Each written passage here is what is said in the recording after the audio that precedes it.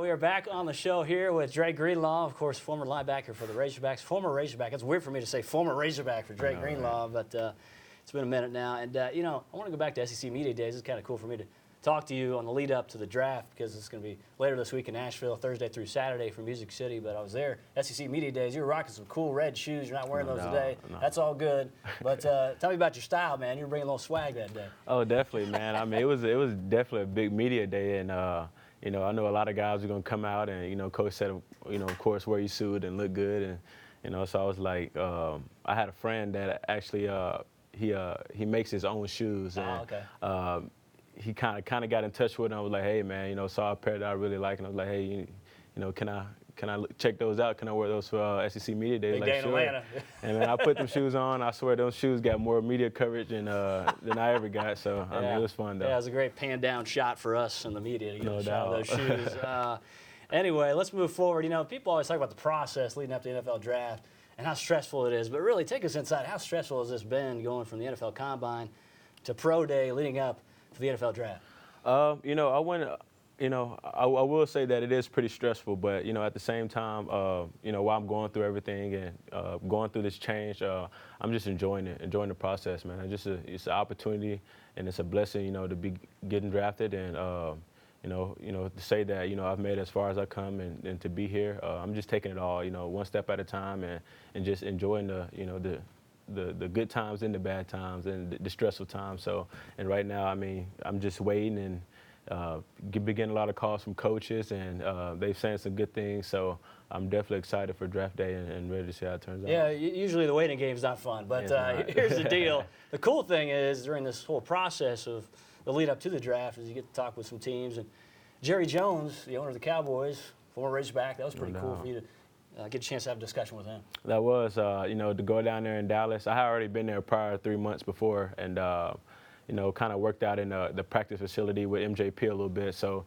you know, they kind of, you know, looked out, you know, the glass window, kind of saw us doing workouts and stuff. But, you know, when I went to Dallas for the 30 visit and got to talk to Jerry Jones, and I mean, as soon as he walked through the door, you know, he looked at me and said, let's go talk. So, I mean, it was just, you know, it was 7 or 8 other players there, but, you know, he came to me first. He said, let's go talk. So we went, and, you know, while everybody was still in the room, we went to the side and talked for about an hour, and we just talked about, you know, being a Razorback and, you know, and what it means. And we talked about, you know, all the games he came to. I mean, it was definitely a special conversation, you know, one of the most special conversations I ever had with somebody because, I mean, it would be a dream come true to, you know, to say, hey, I'm a Cowboy, you know, to put that star on your helmet. But, you know, for him to, you know, come out and say it with his mouth that he would like for me to be a Cowboy, you know, you never know how the draft is going to play out, he said, but at the same time, he said he would like for me to be a Cowboy. So whenever I heard those words and, you know, how much he really paid attention to, you know, the Razorback games and how much he loved the Razorbacks and, you know, and how much he also just, you know, watched me and he told me a lot about myself, you know, on the field and stuff. And it shows me, you know, just how interested and, you know, how much it means for him to be a Razorback, and I mean, it was definitely a special conversation. It's kind of an eye-opener. When he walks through the door, he kind of has that aura to him. Oh, it's Jerry Jones. You know? It's Jerry Jones. Michael Johnson Performance Center, you alluded to that. What's that process like? I don't know if a lot of people really understand what goes into that in terms of the time that you put in there and what you get out of it. Okay, so the process at MJP was very fun. You know, I really enjoyed it. I think those guys in Frisco, McKinney area, they did a really good job of just, you know, preparing me for Combine, preparing me for Pro Day, and you know, you wake up, you know, early in the morning, and you get started, and you start your morning running sessions, and then later that day you go into your workout sessions, and I mean, it's a full day of you know, working out, running, training, getting ready, and preparing, you know, to try to be your best Combine and Pro Day when it comes. And I mean, I just enjoyed the process, man. It was a 3-month-long process, and you know, I was there all 3 months, and I made a lot of good friends there, met a lot of people, and just really enjoyed myself. Yeah, we saw Dietrich Wise Jr., who's a current Patriot, obviously get an opportunity to go through that MJP program as well. Safety. People are talking to you about maybe playing some safety. What do you think? Well, I have had a couple. I actually talked with a couple linebackers coaches that's in the NFL right now. One particularly I remember was Atlanta. I was talking to an Atlanta linebacker coach, and he came to me. He was like, so are you really 237? So that's what I weighed in during the Combine. And I was like, no, I'm not really 237. I actually had drunk a lot of water before that, and then we had to go weigh in. I had no Like, get idea on about scale. it. Exactly. So he was like, yeah, I didn't think you were. So he said, you think you can get down to 220? I said, I can get down to 220 in a week. You know, my body, I can drop 10 pounds or I can gain 10 pounds. It depends on how you want it. So he was like, you can be 220. I was like, yeah. I mean, I've seen 220 on the scale before. He was like, well, I mean, I think you'd, be a great safety, come down in the box and do some things. So, definitely haven't played safety in a while, but, when I heard that, it brought back a lot of memories. And I mean, I'm all for it. So, Yeah. Whatever they want me to do, whether it's special teams, linebacker, safety, I just want to be able to go in and make my mark and be on the field. So. Yeah, maybe they sweeten the pot a little bit in terms No of that doubt. salary. Yeah, No okay, doubt. I'll play safety. Definitely not. I'm just kidding. Here's the deal. When you look at the fact that, a lot of people are analyzing different draft prospects, I want you to turn your analyst cap on right now and analyze Dre Greenlaw. What are your best attributes that you could bring to an NFL team? For me, it really goes down to my versatility. A lot of scouts and a lot of coaches, they already know I can run. They see your college film, they know I can run. I've had great seasons as far as tackles, and they know I can tackle.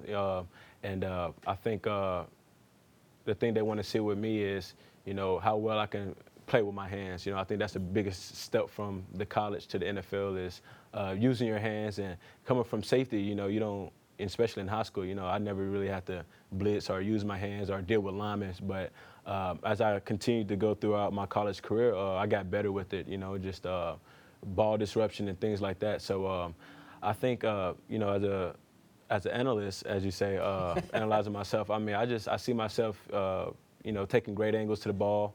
I see myself picking up defenses, and I've had 3 different coordinators in the last 3 or 4 years. So I'm able to pick up defensive just fine and understand the scheme, and me just my work ethic also. I just feel like I've always had a lot of people doubt me throughout my journey, but my work ethic just shows otherwise, man. I know I'm gonna continue to work and to continue to progress until I'm able to get it down. Yeah, you had to be so resilient. I mean, when you look at it, obviously, it started out with several starts for you as a freshman. You led all SEC freshmen in tackles. You were an a freshman All-American, I should say. Yes, sir. And when you go back to that, you're like, okay, great start. Yes, sir. You guys had a good year. You guys were 8-5 that year.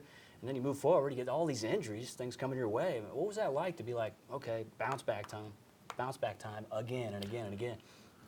It definitely, it just explains my life kind of. I mean, it's definitely, I've had a lot of times, throughout my life where I've been knocked down before, but, I think this last 4 years just, kind of showed the person that I am, regardless of, what happens, injury. I've had, 2 broken foots my sophomore year. I broke my foot twice in 1 year.